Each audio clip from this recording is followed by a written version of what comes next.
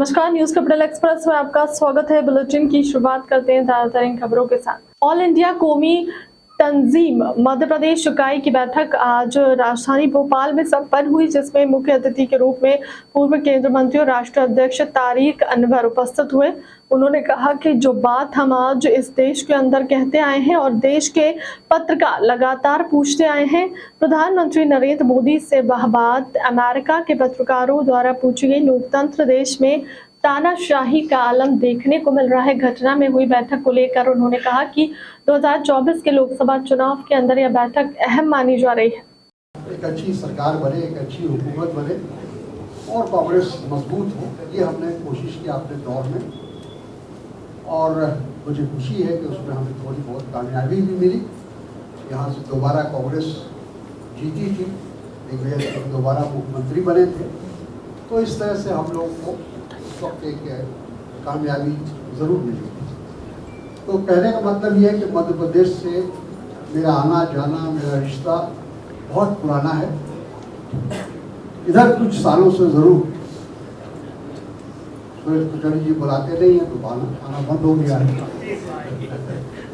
तो जब तक ये लोग यहाँ के लोग हमको याद करते हैं तो मैं चला आता हूँ।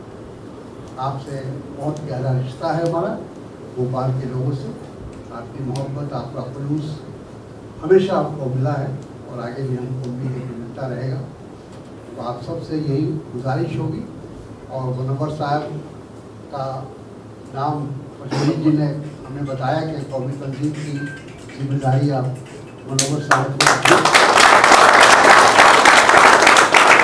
मुनव्वर साहब की बहुत तारीफ इन्होंने किया है और कहा है कि इनके अंदर वो तमाम सलाहियतें हैं जो एक संगठनकर्ता में होना चाहिए। संगठन बनाने की इनमें वो सलाहियतें मौजूद है। तो मुझे यकीन है कि आने वाले वक्त में कौमी तंजीम की मीटिंग बड़े हॉल में होगी और एक बड़ा कॉन्फ्रेंस हो और तमाम पूरे मध्य प्रदेश के हर शहर और हर ज़िले से लोग आएँ।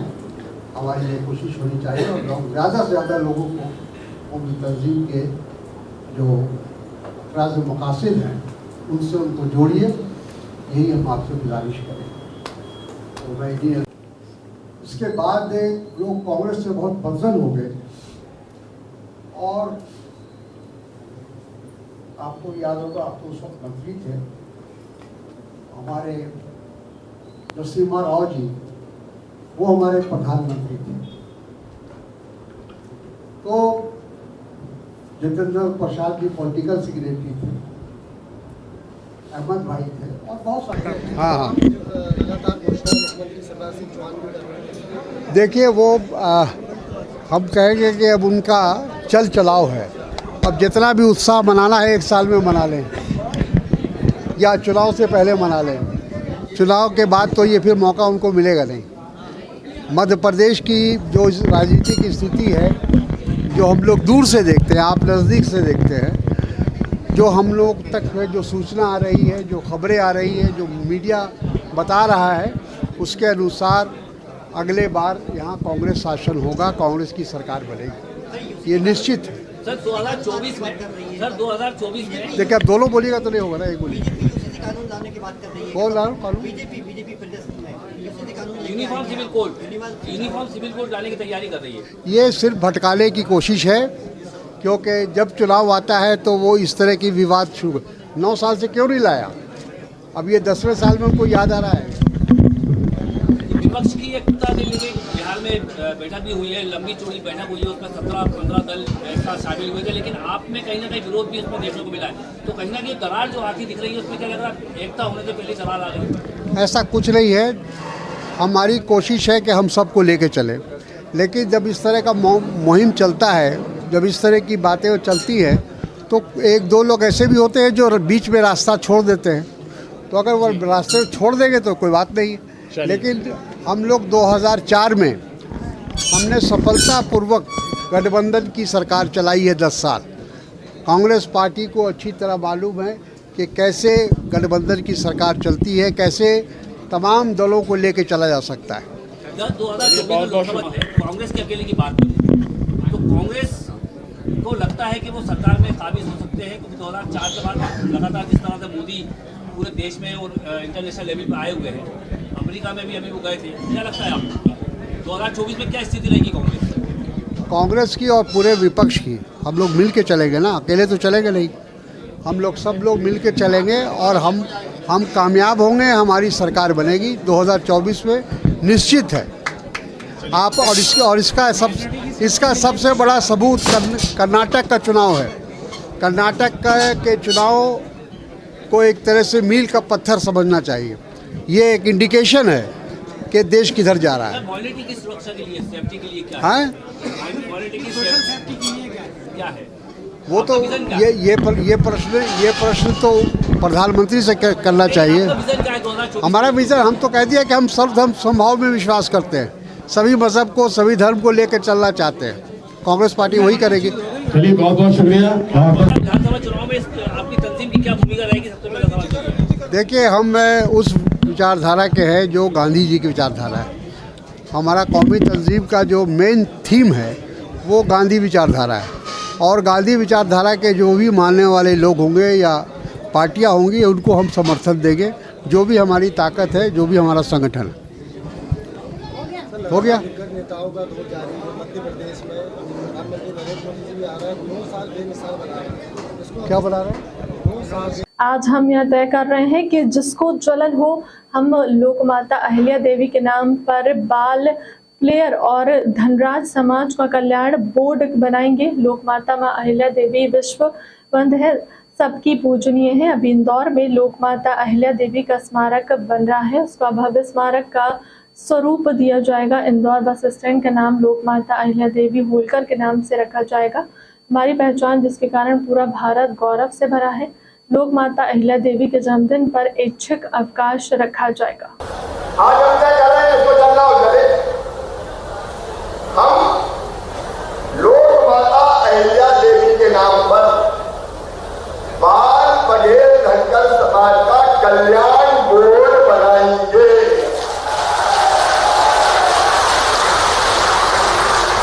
और समाज का व्यक्ति अध्यक्ष बनेगा और उसको मंत्री का दर्जा दिया जाएगा।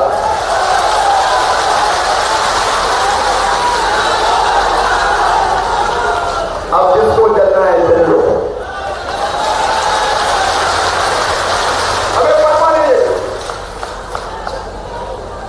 लोकमाता मां अहिल्या देवी विश्व बंद है, हम सबकी पूजनीय है। अभी इंदौर में लोकमाता अहिल्या देवी का स्मारक बन रहा है। लेकिन आपने चौराहे को लोकमाता जी के अहिल्या देवी के लिए समर्पित किया है। इसको भव्य स्मारक का स्वरूप दिया जाएगा। वो जाना चाहिए कि नहीं? तो बोलिए लोकमाता अहिल्या देवी की। मैं एक बात और कहना चाहूंगा। अभी हम राजेंद्र पाल जी बोल रहे थे और भारत सिंह जी, उन्होंने एक बात और कही कि बस स्टैंड का नाम जो निर्मला जी ने लोकमाता अहिल्या देवी के नाम पर रखा जाए, तो बस स्टैंड का नाम लोकमाता अहिल्या देवी होलकर के नाम पर रखा जाए।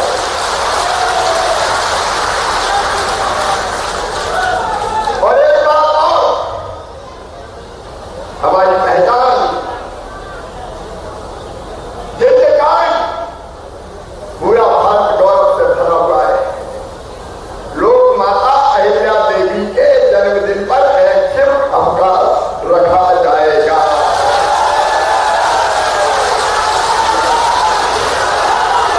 टीकमगढ़ जिला कांग्रेस समिति द्वारा एक दिवसीय धरना अस्पताल चौराहे पर दिया। टीकमगढ़ कांग्रेस ने दिया महिला महामहिम राज्यपाल के नाम ज्ञापन। भ्रष्टाचार को लेकर उज्जैन में महाकाल लोक घोटाला, सतपुड़ा भवन में अग्निकांड को लेकर भीषण बिजली कटौती और प्रदेश की जनता पर हो रहे अत्याचार को लेकर शिवराज सिंह चौहान की सरकार घोटालों और भ्रष्टाचार में डूबी हुई है। जन विरोधी नीतियों में लिप्त बापू प्रदेश में त्राहि त्राहि की स्थिति बनी हुई है। इन समस्याओं की ओर शिवराज सरकार का कोई ध्यान नहीं है।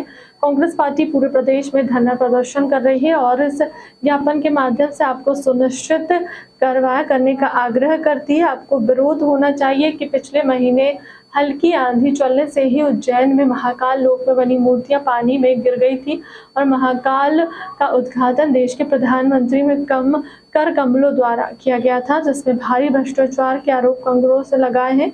उसके लेकर मध्य प्रदेश में जगह जगह धरने दिए गए और इस भ्रष्टाचार में जो भी दोषी है उस पर सख्त कार्रवाई की जाएगी।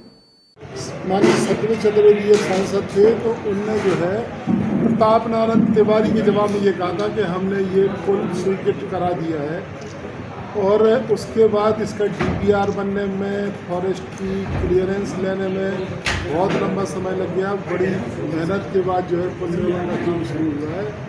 लेकिन दुर्भाग्य हमारा ये था कि जब पुल बनना शुरू हुआ तो उस समय भारतीय जनता पार्टी की सरकार यहाँ पे बन चुकी थी और अभी 1 साल भी नहीं हुआ उद्घाटन हुए, पूरा पुल जो है ध्वस्त हो रहा है। जैसी महाकाल लोक की दुर्गति हुई है उसी तरीके से ओरछा के पुलों की जो है दुर्गति होने वाली है।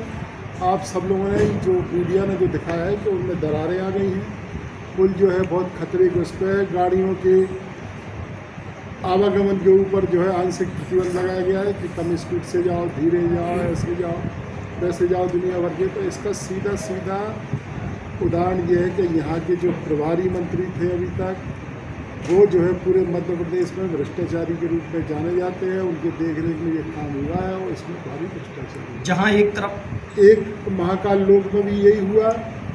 और आप सबको मालूम है कि केदारनाथ में 180 टन सोना जो है वो पीतल में बदल गया। तो ये सारी घटनाएं वो अयोध्या की ज़मीन है जो 80,000 में 2 दिन पहले खरीदी गई और वही ज़मीन जो है 80 करोड़ में बिक गई 2-4 दिन के अंदर। ये जहाँ इन्हें धर्म का नाम लिया, धर्म के नाम पे ये भ्रष्टाचार कर रहे हैं और भ्रष्टाचार को इन लोगों ने पूरे देश में धर्म के नाम पर बढ़ावा दिया हुआ है।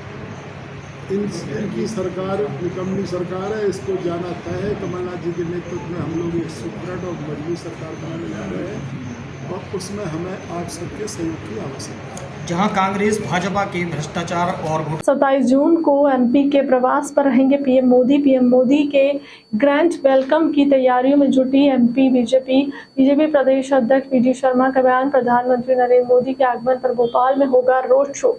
MP के बीजेपी कार्यकर्ता करेंगे भव्य स्वागत। 24 जून भारतीय इतिहास में रानी दुर्गावती जी का ये बलिदान दिवस है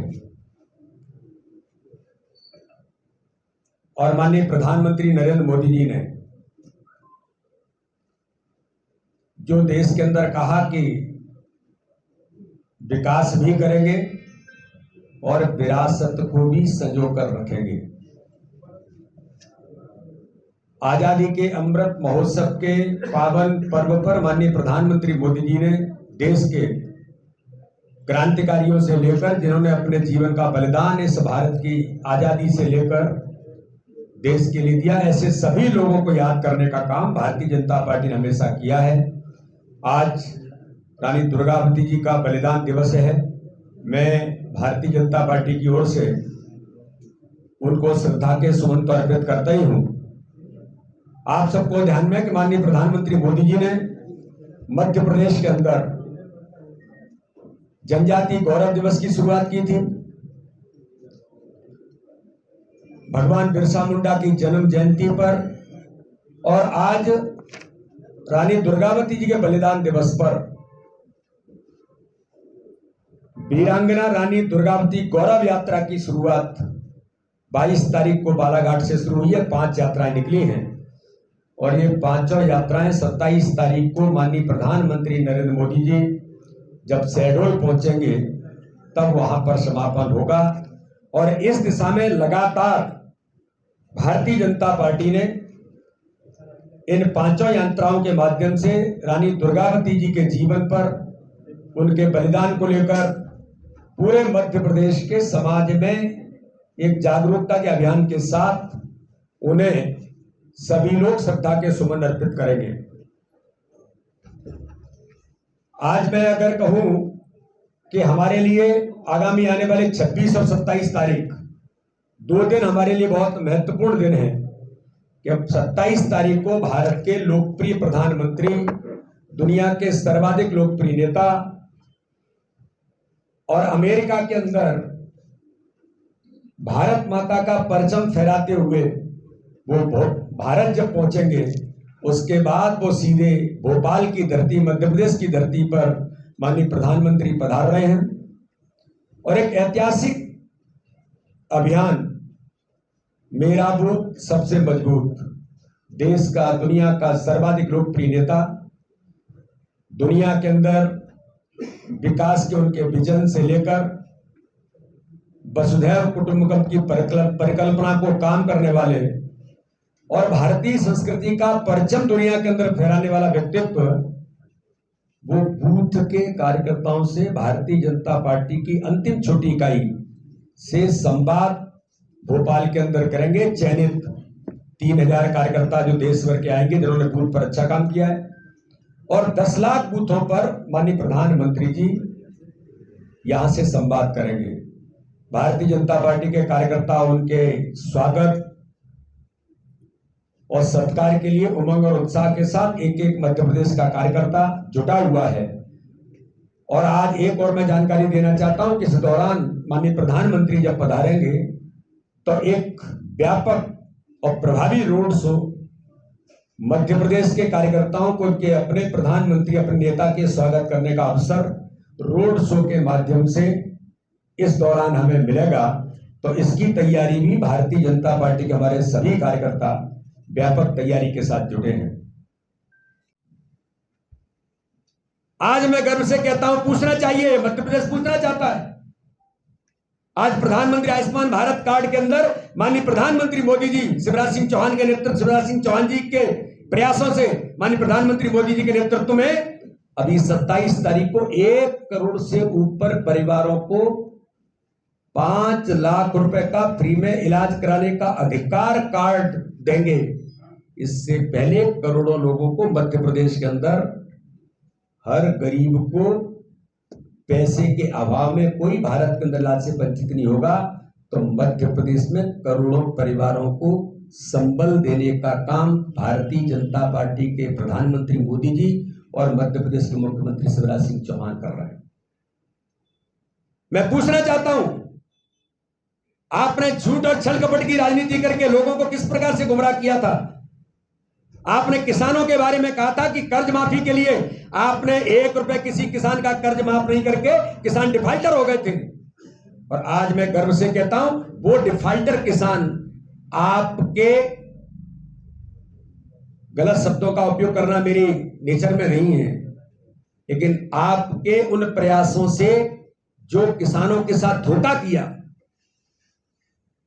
वो डिफाल्टर किसान हो गए। आज मैं गर्व से कहता हूं, आपके वो पोस्टर मलिन कब हो जाते हैं, जब मध्य प्रदेश के मुख्यमंत्री शिवराज सिंह चौहान आपके उन कुकृत्यों के कारण, जिसमें किसान डिफाल्टर हुए, 2100 करोड़ रुपए उन किसानों को डिफाल्टर से नॉन डिफाल्टर बनाकर उन किसानों को संबल देने का काम भारतीय जनता पार्टी के मुख्यमंत्री शिवराज सिंह चौहान ने किया। लाडली बहना, लाडली लक्ष्मी योजना बंद कर दी आपने, तो कन्यादान योजना बंद कर दी आपने, तो हमारे तीर्थ दर्शन योजना आपने बंद कर दी थी। लेकिन आज लाडली बहना योजना में माननीय मुख्यमंत्री शिवराज सिंह चौहान ने केवल महिला सशक्तिकरण नहीं, हर महिलाओं के हाथ मजबूत करते हुए समाज का सशक्तिकरण किया है कि 1 करोड़ 25 लाख महिलाओं को, बहनों को 1000 रुपए उनके खाते में चला गया है। आश्वासन नहीं है, चला गया है। अब जो शेष बचे थे उसमें कुछ नई श्रेणी भी जोड़ दी है। वो 21 साल की बेटियां हैं, फिर जो ट्रैक्टर, जिनको ट्रैक्टर के कारण से रुक गई थी, उनको भी दे दिया है। अगले फेज में उनको भी मिलेगा और इसमें 1000 में 999 ही गया है। कमलनाथ जी, मैं पूछना चाहता हूं, आपकी सरकार में आपके नेतृत्व ने ऑफिशियली भ्रष्टाचार को स्वीकार किया है। आपके प्रधानमंत्री राजीव गांधी ने कहा था 1 रुपया भेजते 85 पैसे दलाल बिचौलिए खा जाते हैं, भ्रष्टाचार में चला जाता, 15 पैसे गरीब तक पहुंचता है। इस भारत के अंदर इस व्यवस्था को बदलने का काम अगर किसी ने किया तो भारत के प्रधानमंत्री मोदी जी और मध्य प्रदेश के अंदर हमारे मुख्यमंत्री शिवराज सिंह चौहान ने किया है। अब 999 नहीं 1000 ही खाते में जाता है। दलाल बिचौलिए समाप्त हो गए। गुड गवर्नेंस, सेवा का भाव और गरीबों का जीवन बदलने का अभियान आज भारतीय जनता पार्टी की सरकार और विकास इस मध्य प्रदेश के अंदर एक दूसरे के प्रतिरूप हैं और उसका नेतृत्व कर रहे हैं मध्य प्रदेश के मुख्यमंत्री शिवराज सिंह चौहान। इसे आपके पोस्टर, ये मध्य प्रदेश की जनता आपने प्रतिक्रिया में, आपने खींच में जो काम करने का प्रयास किया यह दुर्भाग्यजनक है और मध्य प्रदेश के विकास का अपमान करने का प्रयास किया है। ये मध्य प्रदेश की जनता बूथ बूथ पर आपको इसका जवाब देगी। केवल भारतीय जनता पार्टी का कार्यकर्ता नहीं, जिन गरीबों का जीवन बदला है, जिन गरीबों के चेहरे पर खुशी आई है, जिन बहनों के चेहरे पर खुशी आई है, ये सब आपको इसका जवाब देंगे कि आपने जो हरकत की है या आपके लोगों ने जो हरकत की है ये दुर्भाग्यजनक है। मध्य प्रदेश का विकास रुकेगा नहीं। माननीय मुख्यमंत्री शिवराज, आज मध्य प्रदेश के अंदर मैं कहना चाहता हूं कि मध्य प्रदेश के अंदर जब आपकी सरकार थी कमलनाथ जी, मैं आपसे पूछना चाहता हूं कि मिस्टर बंटाधार दिग्विजय सिंह के नेतृत्व में सरकार थी, तब आपका 2003 और 2002-03 का बजट था 23,161 करोड़ रुपए। आज मध्य प्रदेश का बजट 3,14,025 करोड़ रुपए आज इस मध्य प्रदेश का बजट बनकर के भारतीय जनता पार्टी की सरकार में खड़ा है। मध्य प्रदेश की आर्थिक जो विकास की दर है, आर्थिक वृद्धि दर में मैं पूछना चाहता हूं श्रीमान कमलनाथ जी, आपकी सरकार के दौरान जब मिस्टर बंटाधार की सरकार थी तो 4.43% आर्थिक वृद्धि दर थी। आज मध्य प्रदेश की आर्थिक वृद्धि दर 16.43% है। इसी प्रकार से आप अगर आगे जाने का प्रयास करेंगे कि राज्य के सकल सफल नीतियों से जो घटा ऋण जीएसडीपी का जो अनुपात है आपके समय में 2001-02 में 31.6 था, जो घट करके अब 27.8% हुआ है। और इसी प्रकार से आज हम देखेंगे कि मध्य प्रदेश का जो सकल घरेलू उत्पाद है आपके समय में 71,594 करोड़ था, आज मध्य प्रदेश का सकल घरेलू उत्पाद 13,22,821 करोड़ रुपए है। मध्य प्रदेश के प्रति व्यक्ति की आय आपके समय में जब आपकी सरकार थी तब 11,718 रुपए था, आज मध्य प्रदेश के प्रति व्यक्ति की आय 1,40,583 रुपए है। ये विकास का द्योतक है। मध्य प्रदेश के अंदर मैं कहना चाहता हूं सड़क, बिजली, पानी आपके शासन काल के दौरान भारतीय जनता पार्टी की सरकार से पहले इस मध्य प्रदेश के अंदर केवल 7 लाख हेक्टेयर की सिंचाई होती थी। किसान पानी के लिए लालायित था। आय कैसे बढ़ी? तो सड़क दी। आज बिजली में मध्य प्रदेश सरप्लस है, आंकड़े भी दे सकता हूं। सड़क, बिजली, पानी के साथ माननीय प्रधानमंत्री मोदी जी के नेतृत्व में या मध्य प्रदेश के हमारे मुख्यमंत्री के नेतृत्व में, और मैं इसके बारे में अगर आपसे कहूं कि प्रवीण कक्कड़ और मिगलानी जी के ऊपर छापों के दौरान 281 करोड़ रुपए नगद पकड़े गए। कौन थे ये लोग? कहां से आया था ये पैसा? जो करप्टनाथ शब्द का जिसने भी प्रयोग किया, आपके मित्रों ने किया, आपके लोगों ने किया, जिन्होंने भी किया, आम समाज के किसी व्यक्ति ने किया, तो वो गलत नहीं किया। कमलनाथ जी, मध्य प्रदेश इसका जवाब पूछ रहा है। कहां से आया था पैसा? आपके नेता चाहे गोविंद सिंह रहे हो, आपके नेता जो उस समय के कैबिनेट के मंत्री थे, उन सबने ये आरोप लगाया था कि भ्रष्टाचार में ये सरकार आकंठ डूब गई और पैसा ऊपर तक जाता है, और वही पैसा 281 करोड़ ऊपर पहुंचा था। मैं कमलनाथ जी आपसे पूछना चाहता हूं कि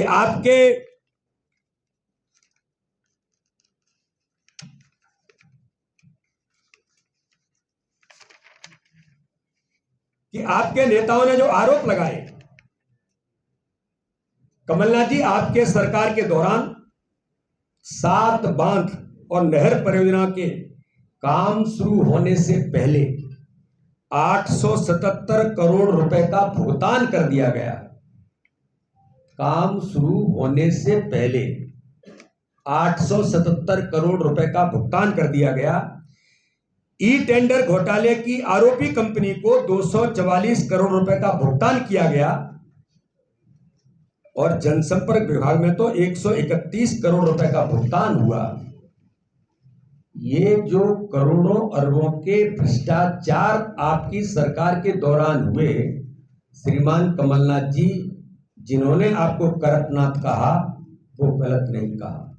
लेकिन मैं आज बहुत सारी बातों का उल्लेख न करते हुए एक बात जरूर कहना चाहता हूं कि आपने जिन पोस्टर को लगा करके शिवराज सिंह चौहान के ऊपर आरोप करने का प्रयास किया है, आपने जिन दीवारों पर पोस्टर लगाए कमलनाथ जी, मैं गर्व से कह सकता हूं वो दीवार विकास की दीवार है जो मध्य प्रदेश की भारतीय जनता पार्टी की सरकार ने बनाई। शिवराज सिंह चौहान के नेतृत्व में आपका पोस्टर उस विकास की दीवार में मलिन हो जाएगा, हो गया। आपने जिन सड़कों पर पोस्टर लगाए वो विकास की सड़क भारतीय जनता पार्टी के माननीय मुख्यमंत्री शिवराज सिंह चौहान के नेतृत्व में या प्रधानमंत्री नरेंद्र मोदी के नेतृत्व में इस मध्य प्रदेश के अंदर गांव गांव तक सड़कों का जाल विकास का प्रतिरूप बन करके खड़ी है, उन पर आपने पोस्टर लगाए, पोस्टर मलिन हो गए, वो दिखाई नहीं दिए। कि मध्य प्रदेश के अंदर जिस प्रकार से कल का एक घटनाक्रम हुआ, उस घटनाक्रम पर मैंने प्रतिक्रिया भी दी थी कि मध्य प्रदेश के पूर्व मुख्यमंत्री श्रीमान कमलनाथ जी, उनके कहीं पर कुछ पोस्टर लगे और करप्टनाथ इस नाम से पोस्टर लगे, और उसके अंदर जब स्कैन लोगों ने किया जैसा उस पोस्टर के अंदर उल्लेख हुआ है, तो उनकी पूरी इतिहास भ्रष्टाचार का उसमें जो दिखाई दिया, इससे बौखलाकर उनसे जब ये नहीं देखा गया कि हमारा वास्तविक चीजें हमारे सामने आ गई, मैंने कहा भी था कि कमलनाथ जी और कांग्रेस इसके बारे में सोचे कि ये जो हुआ है ये किन लोगों ने किया, कैसे हुआ। और मैं तो पूछना चाहता हूं, अभी भी मैं मीडिया के मित्रों के सामने पूछना चाहता हूं कि कमलनाथ जी, आपके मित्र दिग्विजय सिंह जी ने प्रतिक्रिया नहीं दी इस पर, आपके नेता प्रतिपक्ष गोविंद सिंह जी ने प्रतिक्रिया नहीं दी, इसके पीछे आशय क्या है? आपका अंतर्द्वंद, आपके यहां बेटों की लड़ाई, कहीं इसका शिकार तो आप नहीं हुए, लेकिन आपने खींचकर मध्य प्रदेश के माननीय मुख्यमंत्री जी के खिलाफ जिन बातों को पोस्टर लगाने का जो प्रयास किया, मैं मीडिया के मित्रों के सामने कहना चाहता हूं कि आपके इस प्रकार की हरकत जो कांग्रेस के तथाकथित लोगों ने की, दिग्विजय सिंह और कमलनाथ जी के इशारे पर, मध्य प्रदेश आज विकास का मॉडल है। 2003 का मध्य प्रदेश श्रीमान बंटाढार दिग्विजय सिंह जी और कमलनाथ जी, मैं आज आपको बताना चाहता हूं कि 2003 का वो मध्य प्रदेश जो बीमारू राज्य था, जो सड़क बिजली पानी के लिए लालायित था, पूरा मध्य प्रदेश दुरावस्था के दौर में था। पूरे मध्य प्रदेश में कानून व्यवस्था से लेकर के हर प्रकार का दुरावस्था का दौर था। मध्य प्रदेश की भारतीय जनता पार्टी की सरकार ने माननीय मुख्यमंत्री शिवराज सिंह चौहान के नेतृत्व में इस मध्य प्रदेश को बीमारू राज्य से विकसित राज्य बनाया। और जो 15 महीने का अवसर कमलनाथ जी आपको मिला, मैं आज कहना चाहता हूं कि उन 15 महीनों में भी आपने हर गरीब के हक और अधिकार को छीना। मध्य प्रदेश कांग्रेस कमेटी के अध्यक्ष कमलनाथ के निर्देश अनुसार उज्जैन में महाकाल लोक घोटाला, भोपाल से सतपुड़ा भवन में अग्निकांड, प्रदेश में भीषण बिजली कटौती और प्रदेश की जनता पर हो रहे अन्याय और अत्याचार के खिलाफ रोशनपुरा चौराहे पर आज कांग्रेस ने धरना दिया है। इसमें मुख्य रूप से प्रदेश के पूर्व मुख्यमंत्री दिग्विजय सिंह, पूर्व केंद्रीय मंत्री कांतिलाल भूरिया, पूर्व केंद्रीय मंत्री सुरेश पचौरी, पूर्व मंत्री विधायक बीसी शर्मा, विधायक मसूद, जिला अध्यक्ष कैलाश मिश्रा सहित भारी संख्या में कार्यकर्ता और पदाधिकारी उपस्थित थे। कांतिलाल भूरिया ने कहा कि भ्रष्टाचार से देश की जनता परेशान है, इसको लेकर आज प्रदर्शन किया जा रहा है। पूरे प्रदेश में भारतीय जनता पार्टी के शासनकाल में महंगाई, बेरोजगारी चरम सीमा पर पहुंच चुके हैं। कांग्रेस कमेटी का जिला अध्यक्ष कैलाश मिश्रा ने कहा कि उज्जैन में सप्त ऋषियों की मूर्ति में हुए भारी भ्रष्टाचार और अग्निकांड को लेकर आज एक दिवसीय विरोध प्रदर्शन भारतीय जनता पार्टी के कुशासन के खिलाफ किया जा रहा है। पूर्व मुख्यमंत्री दिग्विजय सिंह ने कहा कि जब कांग्रेस आती है, राष्ट्रीय स्वयंसेवक संघ, विश्व हिंदू परिषद, बजरंग दल के लोग वहां आके रुकते हैं। क्या करते हैं वो उज्जैन वालों से पूछो, मैं इसमें कुछ नहीं कहूंगा।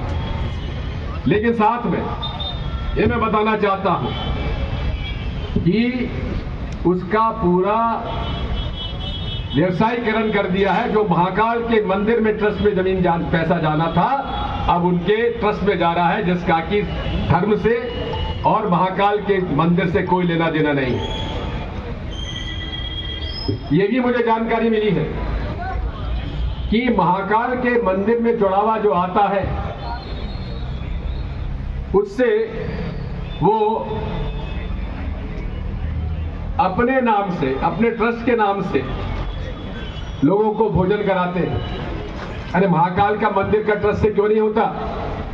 अगर गरीबों को खाना खिलाना ही है, यश कमाना है, तो यश मिलना चाहिए भोले बाबा को कि आरएसएस को मिलना चाहिए? मैं आपसे पूछना चाहता हूं साथियों, भोले बाबा को यश ना मिले लेकिन मोहन भागवत को यश मिले, या भारतीय जनता पार्टी के नेताओं को जब यश मिले, ये सारा का सारा इनका धर्म है। दूसरा, महाकाल के मंदिर के पुनर्निर्माण में कमलनाथ जी ने 300-350 करोड़ की मंजूरी दी, ये प्रमाण है। लेकिन ठेका दिया एक ऐसे ठेकेदार को गुजरात के, जिसने लिखित दिया था कि जो मूर्ति हम बना रहे 100 साल नहीं गिरेंगी। 100 साल छोड़ दो, 1 साल भी पूरी नहीं हुई और हवा के झोंके में सप्त ऋषि की 6 मूर्तियां गिर गई।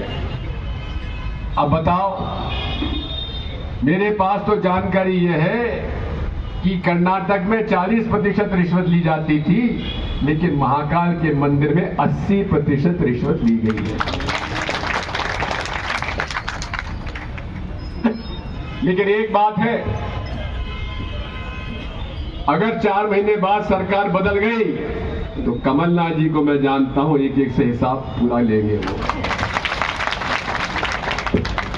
और यही नहीं है, अरे ठीक है, उन्होंने कहा था 100 साल में मूर्तियां नहीं गिरेंगी, नहीं निकल पाओ, लेकिन 1 साल में गिर गई। अरे पत्थर के निर्माण की गुम्बज का कलश, वो हवा के झोंके में नहीं, ऐसी टपक के गिर गया। अब आप बताओ कि केदारनाथ भोले बाबा का, जहां नाटक नौटंकी के करने के उस्ताद नरेंद्र मोदी जी ने गुफा में बैठ के बड़ी रात बिताई,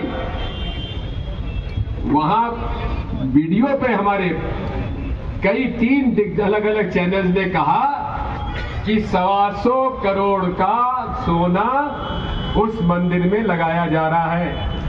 125 करोड़ का। अब भोले बाबा तो भस्म से ही खुश हो जाते हैं, उनको ना चांदी चाहिए ना सोना।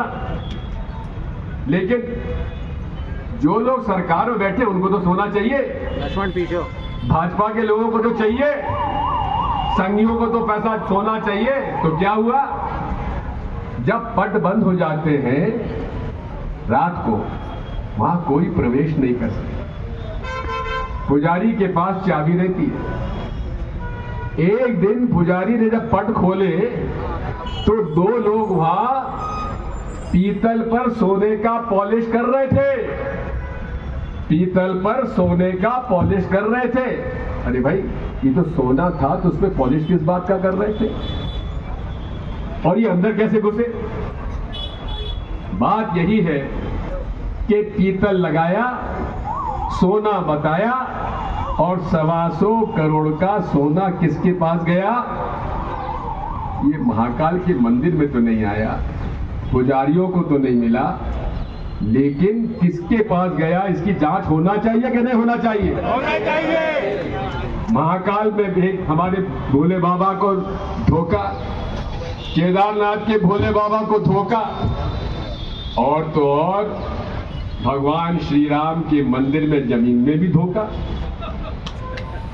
आपको मालूम है, भव्य मंदिर बनाएंगे, पहले पैसा इकट्ठा किया हजारों करोड़, उसका आज तक कोई हिसाब नहीं दिया। हिसाब दिया क्या? अरे हमने सब में चंदा दिया है। जब राम रथ यात्रा निकली थी हमने चंदा दिया था, और अब राम मंदिर में मामू ने दिया 1 लाख, मैंने दिया 1,11,000। लेकिन हमारे मंदिर के दान का क्या उपयोग हुआ? जमीन खरीद में क्या घपला हुआ? भाजपा के नेता ने एक जमीन खरीदी कुछ लाख में, और उसी दिन शाम को करोड़ों में बेच दी राम मंदिर ट्रस्ट को। फायदा किसको हुआ? भाजपा के नेता को, और नुकसान किसको हुआ? भगवान श्री राम को। भारतीय जनता पार्टी की सरकार जब से आई है, ये जनसेवा नहीं कर रहे हैं, केवल अपने स्वयं के धन सेवा कर रहे हैं। हर प्रोजेक्ट में हिस्सा है, हर प्रोजेक्ट में पार्टनरशिप है, और जिनके पास साइकिलें नहीं थी आजकल फॉर्च्यूनर, और जिनके पास फॉर्च्यूनर थी आजकल बड़े हवाई जहाज खरीदने की बात कर रहे हैं। मैं आपसे कहना चाहता हूं, इनका धर्म केवल आडंबर है, धर्म से भी पैसा कमाने से ये लोग नहीं चूकते। मैं उदाहरण देता हूं और प्रमाण है। 1990 में जब पटवा जी की सरकार थी, तो महाकाल के मंदिर के आसपास की जमीन राष्ट्रीय स्वयंसेवक संघ का एक संगठन को आवंटित कर दी गई। अरे भैया, आपको जानकारी है कि आरएसएस एक अपंजीकृत संस्था है, उसका रजिस्ट्रेशन तक नहीं है, उसकी सदस्यता भी नहीं है, उसका बैंक अकाउंट भी नहीं है। लेकिन जब मैं आरएसएस का विरोध करता हूं और उन पर मैं आरोप लगाता हूं, तो मानहानि का दावा आरएसएस के सदस्य करते हैं। जब आपकी सदस्यता नहीं है तो मानहानि का दावा मुझ पर क्यों करते हो? जब आरएसएस का संगठन पंजीकृत नहीं है तो तुम्हारी बदनामी कहां से हो गई? खैर, बाद में जब हमारी सरकार आई, हमने वो पट्टा कैंसिल किया, लीज कैंसिल की, अदालत में चले गए। अदालत में हमने खूब पैरवी की, लेकिन धर्म का मामला था, स्टे मिलता गया। स्टे मिलते मिलते हमारी सरकार चली गई, और अब उस जमीन में का उपयोग इन्होंने कैसा किया? वहां गुमटियां बनाकर पगड़ी वसूल की और किराया वसूल कर रहे हैं, और पैसा महाकाल के मंदिर का पैसा खा रहे हैं। एक दूसरा, सरस्वती शिशु मंदिर का भवन वहां बना दिया, भारत माता का एक मंदिर बनाया, और एक गेस्ट हाउस बनाया, भी नहीं आती। ये अधार्मिक है, इनका धर्म से कोई लेना देना नहीं है। अब भगवान श्री राम का राम दरबार हमारे छतरपुर, हमारे ओरछा में, वहां कहा कि पुल बनेगा रामपथ में।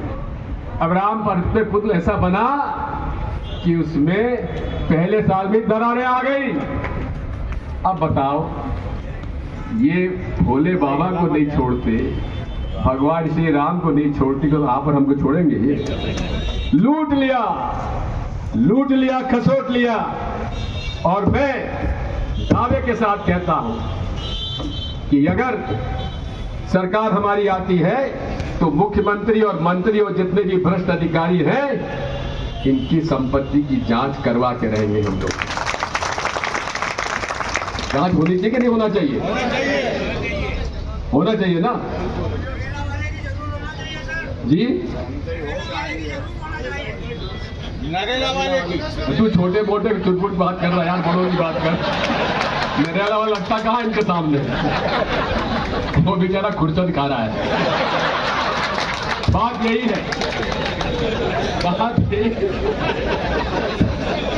बात यही है कि अब प्रमाण नष्ट करना है।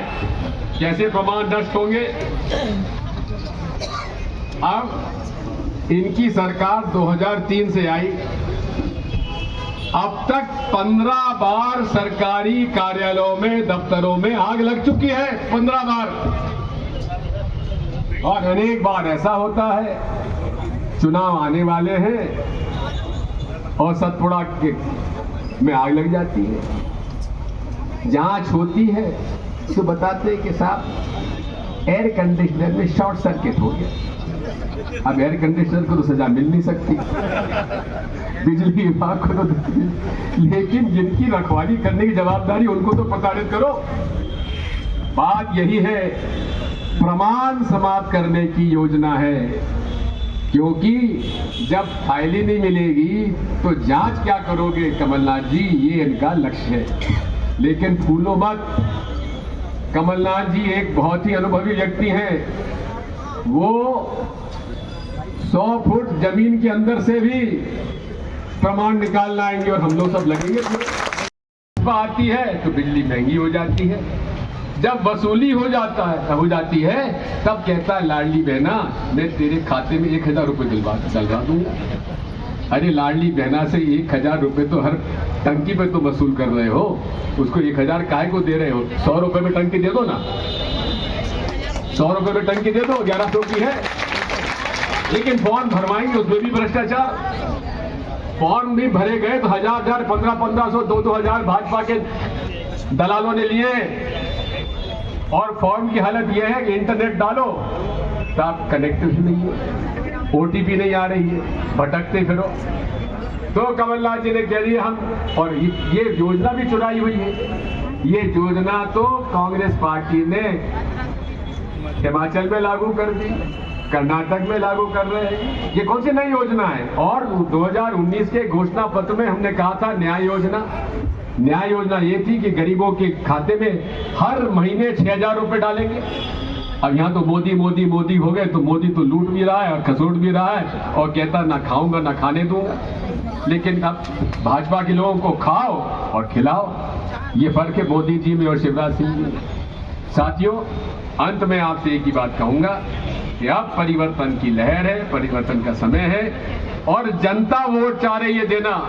लेकिन कांग्रेसी खुद समझ जाओ भैया, एक ही बात है कि लड़ो मत, डरो मत और लड़ो मत। उम्मीदवार इतने खड़े हो गए हैं कि मुसीबत हो रही है, किस किस को समझाएं, किस किस को नहीं समझाएं। तो हमने तो कह दिया कि हमारे कमलनाथ जी सर्वे सर्वा, उनका जो सर्वे है वो पत्थर की लकीर है भैया, उसी के हिसाब से टिकट मिलेगा। किसी और के पास जाने की जरूरत नहीं, हमारे कोई बस का काम नहीं है, सर्वे से ही सारा काम होगा। इसलिए एकजुट हो जाओ, लड़ो, डरो मत और भाजपा की सरकार मिटाओ, ये मेरी आपसे प्रार्थना है। और जितने ये भ्रष्ट मंत्री, संतरी, मुख्यमंत्री, अधिकारी, दलाल इनकी एक एक की जांच करा के इनको जहां भेजना चाहिए वो आप सब जानते हैं, वहां इनको भेजा जाएगा। बहुत बहुत धन्यवाद। भारतीय जनता पार्टी की जन विरोधी नीतियों के खिलाफ उपस्थित कार्यकर्ता साथी कांग्रेस पार्टी के द्वारा आज यह शांतिपूर्ण धरना रखा गया है, जिसमें हमारे जिला कांग्रेस कमेटी के दोनों अध्यक्ष और हमारे स्थानीय जो विधायक हैं भाई पीसी शर्मा जी और आरिफ मसूद जी शामिल हो रहे हैं।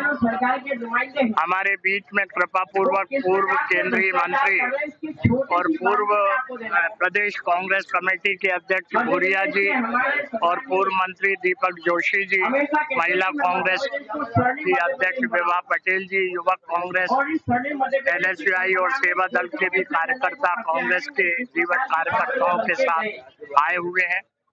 आज जो प्रदेश में स्थिति है वह बहुत चिंतनीय है, जहां महाकाल में निर्माण कार्य में घोटाले हो रहे हैं। सतपुड़ा भवन में आग लग नहीं रही बल्कि लगाई जा रही है और महत्वपूर्ण भ्रष्टाचार से संबंधित दस्तावेज नष्ट किए जा रहे हैं।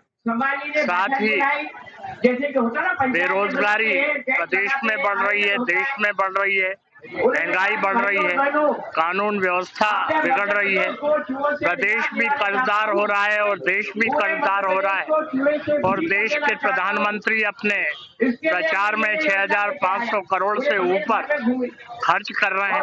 ये सब ऐसी स्थितियां हैं जिनसे देशवासी बहुत चिंतित हैं और उद्वेलित हैं। आज समय आ गया है कि केंद्र से भी भारतीय जनता पार्टी को हटाया जाए और प्रदेश से भी भारतीय जनता पार्टी को हटाया जाए। हम मध्य प्रदेश कांग्रेस कमेटी के अध्यक्ष आदरणीय कमलनाथ जी के नेतृत्व में सब एकजुट हैं और आगे आने वाले विधानसभा चुनाव में 2023 में कांग्रेस की जीत मध्य प्रदेश में सुनिश्चित है और देश में हमारे नेता राहुल गांधी जी के नेतृत्व में 2024 में केंद्र सरकार बनना सुनिश्चित है। कल जो विपक्षी पार्टियों की बैठक हुई है उसमें बहुत उत्साहजनक परिणाम सामने देखने को मिल रहे हैं, जब प्रमुख 20 विपक्षी पार्टी एकजुट हुई पटना में और हम सब ने संकल्प लिया है कि भारतीय जनता पार्टी के तानाशाही पूर्ण रवैये का हम लोग विरोध करेंगे और भारतीय जनता पार्टी की सरकार को केंद्र और प्रदेश से उखाड़ फेंकेंगे। सरकारी विद्यालयों के बच्चे अब किसी से कम नहीं है। विद्यालयीन शिक्षा में रचने की प्रवृत्ति से हटकर सीखने की क्षमता की गति में अद्भुत परिवर्तन आया है। शिक्षा को सरल और सुलभ बनाने सरकार की अनेक योजनाएं संचालित हैं, जिसका लाभ उठाकर बच्चे आगे बढ़ रहे हैं। यह बात भितरवार नगर परिषद अध्यक्ष बलदेव अग्रवाल ने खंड स्तरीय साइकिल वितरण समारोह कार्यक्रम में कही। शुक्रवार को शिक्षा विभाग द्वारा शासकीय उत्कृष्ट विद्यालय में विकास खंड स्तरीय साइकिल वितरण समारोह कार्यक्रम आयोजित किया गया, जिसमें 44 छात्र छात्राओं को साइकिल वितरित की गई। कार्यक्रम में मुख्य अतिथि भाजपा वरिष्ठ भितरवार नगर परिषद अध्यक्ष बलदेव अग्रवाल, विशिष्ट अतिथि भाजपा नेता जिला पंचायत सदस्य आलोक शर्मा और जनपद उपाध्यक्ष थे। तो वहीं अध्यक्षता BRCC नरहरि मिश्रा ने की। कार्यक्रम का शुभारंभ मां सरस्वती पूजन कर किया गया। इस मौके पर भितरवार नगर परिषद अध्यक्ष बलदेव अग्रवाल ने कहा कि आज के समय में शिक्षित होना बहुत ही आवश्यक है। शिक्षा से मानव जीवन का ही विकास नहीं होता, बल्कि शिक्षा से व्यक्तियों के समाज और उसके देश का विकास भी होता है। तो रमजीपुर से है और मनगढ़ की साइड से और कौन आई है लड़की? और केवल दो ही है मनगढ़ की साइड से, और कोई है मनगढ़ की साइड से? तो बताओ, ऊपर हाथ करो। कोई नहीं है, केवल दो ही है रमजीपुर की बस। खेड़ापुर पार कोई भी आया हो तो दो लड़की उनके रमजीपुर की हैं, उनको मिल जाएंगी। कांग्रेस से निवेदन करता हूँ कि कृपया साइकिल वितरण के लिए बाहर प्रांगण में क्या उत्तर विद्यालय में साइकिल वितरण वगैरह क्या कार्यक्रम है, कब की वितरण की जा रही है? जनपद शिक्षा केंद्र भितरवार की ओर से ये कक्षा 6 के बच्चों का सत्र 2022-23 का साइकिल वितरण का कार्यक्रम है। इसमें यहाँ उत्कृष्ट विद्यालय में साइकिलें रखवाई गई हैं, मिस्त्री आए हुए हैं। जितनी साइकिलें तैयार होती जा रही हैं उतनी साइकिलों का वितरण तत्काल जनशिक्षा केंद्र वाइज किया जा रहा है। आज सिंघारन, मोहनगढ़ और सांखनी जनशिक्षा केंद्रों को साइकिलों का वितरण किया गया है। Thank you.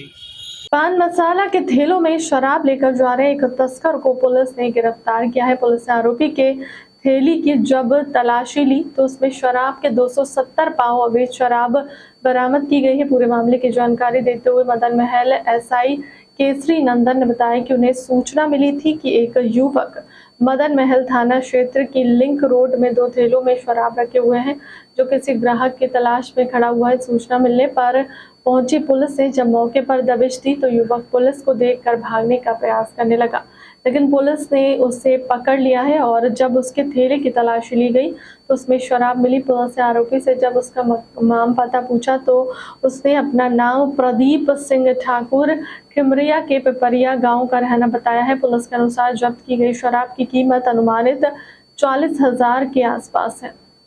भैया शराब कितने मात्रा में पकड़ी गई, कहाँ से पकड़ी गई, कितने आरोपी हैं? आज मुखबिर की सूचना पर भ्रमण इलाका भ्रमण के दौरान सूचना मिली थी कि लिंक रोड शौचालय के पास एक आदमी जो संजीवनी नगर शराब दुकान में काम करता है अपने पास थैले में अवैध रूप से शराब लेकर के किसी ग्राहक के बेचने के इंतजार में है। इस सूचना पर हम लोगों ने रेड किया है और 275 पाव शराब इससे बरामद हुई है। लगभग कितनी कीमत की हुई? ये करीब 40,000 रुपये कीमत की है। इसका आरोपी का पुराना रिकॉर्ड कोई? अभी अब इसके संबंध में रिकॉर्ड हमें पिपरिया का रहने वाला खमरिया क्षेत्र का, इसकी जानकारी करके फिर बताएंगे। क्या नाम है, किस प्रकार की बोलियों में ले जा रहा था? प्रदीप सिंह ठाकुर नाम है इसका, जो राजश्री के थैले आते हैं और पान मसाला के थैले आते हैं बिमल के, उसी थैले में ये रखा हुआ था जिससे कोई संदेह भी नहीं कर सकता और अपना पार भी कर रहे हैं। आपका शुभ नाम? केसरी नंदन राय।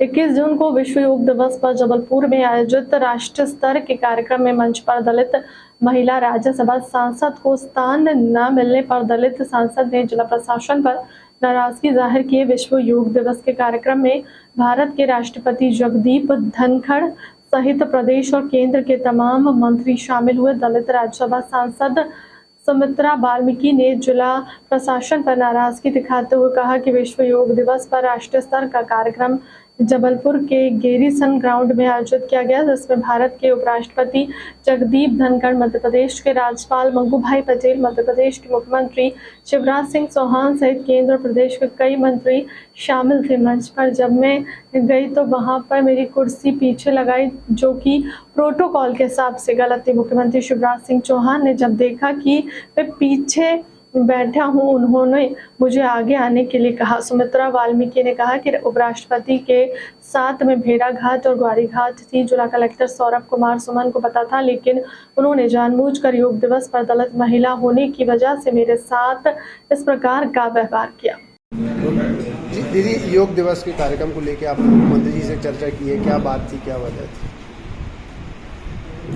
योग दिवस का जो है हमारा अंतर्राष्ट्रीय योग दिवस है और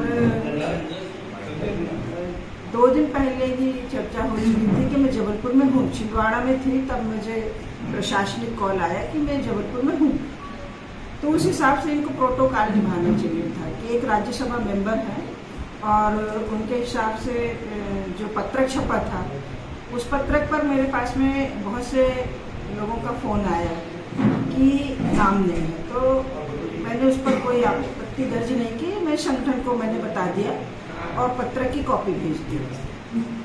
उसके बाद में जब मैं दूसरे दिन 21 तारीख को वहाँ गई तो 21 तारीख को मैंने देखा कि मुझे जैसी मंच पर पहुँची तो मुझे कोई कुर्सी नहीं थी, मैं सीधे जाके पीछे बैठ गई। मुख्यमंत्री जी ने पलट के मुझे देखा, फिर स्टाफ को उन्होंने डांटा और बोले आगे कुर्सी लगाओ। ये चूक क्यों हो रही है, ये बताइए ना। प्रशासनिक कितना लापरवाह हो सकता है, ये तो मैं पहली बार देख रही हूँ अपनी लाइफ की राजनीति में। दूसरी बात है कि माने महामहिम उपराष्ट्रपति महोदय हम लोग के साथ में भेड़ाघाट गए। प्रशासनिक चूक कैसे हुई कि जो सर्किट हाउस उनको बुक किया गया था वो छोड़ के दूसरे सर्किट हाउस में वो पहुँच गए। ये कैसे चूक हुई? ये प्रशासनिक लापरवाही है ना कि आप किसी भी चीज़ को गंभीरता से नहीं ले रहे हो। ना तो आप पद का सम्मान रख रहे हैं, ना प्रोटोकॉल निभा रहे हैं। तो इस तरह की जो है सभी प्रतिनिधियों ने कंप्लेन की है, मैं अकेली नहीं हूँ इसमें, और भी प्रतिनिधियों ने कलेक्टर के प्रति असंतोष व्यक्त किया। मतलब जी क्या लगता है कि ये जो प्रशासन है जानबूझकर इस तरह की लापरवाही कर रहे हैं?